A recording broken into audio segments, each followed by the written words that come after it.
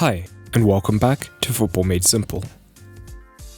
Timo Werner has been heavily linked to Chelsea in recent days, with the club reportedly agreeing to pay his £49 million release clause.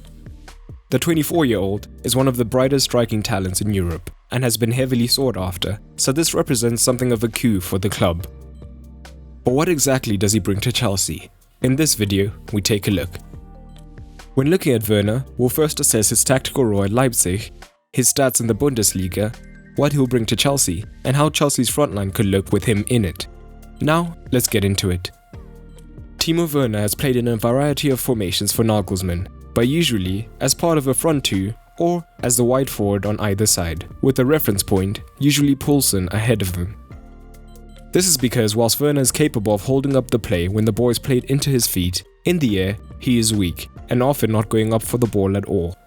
As a result, he only contests one aerial per game, with a success rate of just 20%. In addition, playing with a target man alongside him means that when the flick on is won, he can use his pace to get on the end of it and run through on goal. And generally, pace is a major element of his game, and this, combined with intelligent movement, such as playing on the defender's shoulder and making runs between the fullback and centre-back on the blind side, allows him to get into good regions unmarked and accelerate away from the defenders. And once he does get into these positions, he is lethal, as shown by only Lewandowski scoring more often in the Bundesliga, as well as outperforming his expected goals. Early in his career, teams began to anticipate the use of his pace and began to drop deep to deny him the space.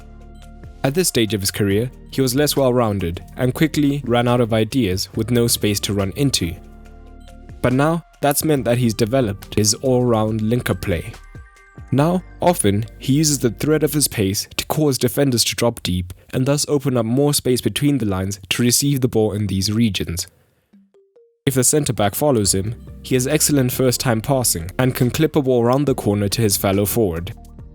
Alternatively, he links up well with the midfielder and the wing-back, often laying it back for the midfielder to play in the overlapping wing-back. But if the defender chooses to stay deep, Werner can greatly contribute to the builder play, looking to turn and play it wide to the fullbacks or into the midfielders running off of him. And we see his importance in the build-up, as compared to the other top forwards in the Bundesliga, he completes the highest number of passes into the final third. But he is also a genuine creative force, looking to thread balls through to his fellow forwards to get them running through on goal, as shown by his high expected assists per 90, passes into the box per 90, and key passes per game. This improved linker play for Werner has meant that Nagelsmann has given him more freedom to explore the final third and look for ways to create danger. But in the final third, at times he will look to pull wide to isolate a fullback. Once he does this, he loves to take on his man, using his close control and pace to attempt 2.7 dribbles per game, and usually looking to work room for a shot when cutting in, which also creates space for the overlapping wingback. This is sometimes a criticism of Werner, as his tunnel vision for goal in these situations means at times he misses the opportunity to pass to teammates in better positions.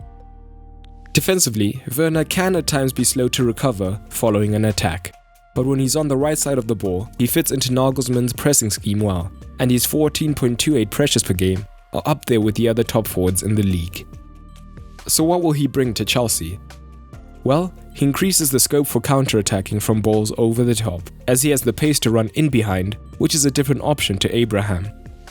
He could also provide genuine competition for Abraham, as Giroud and Batshuayi have been bit-part players at best and never truly pushed him.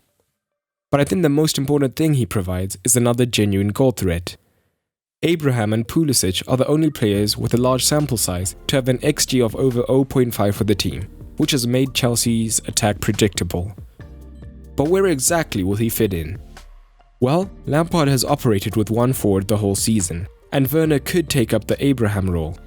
However, with his weakness in the air, and Lampard not being afraid to go long, this doesn't seem feasible.